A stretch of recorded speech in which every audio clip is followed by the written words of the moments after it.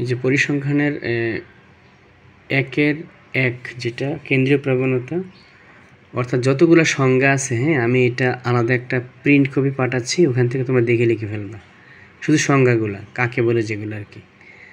আর একে মানে ক নাম্বারে যতগুলো অঙ্ক আছে, ওই যে রোমান সংখ্যা 1 2 3 এরকম, সেগুলো আমি একটা একটা দেখাচ্ছি। যেমন 2 নম্বর অঙ্ক আছে, তোমরা বসে পারো এটা, ক্রমযোজিত গণসংখ্যা বের করা।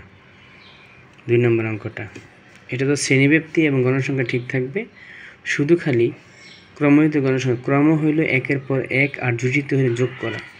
এই প্রথম সংখ্যা ঠিক থাকবে 5, পরে কোনাকুনি যোগ, এই 5-এর সাথে 10 যোগ, 5-এ 10-এ 15, 15-এর সাথে 20 যোগ 35, 35-এর সাথে 15 যোগ 50, 50-এর সাথে 10 যোগ 60।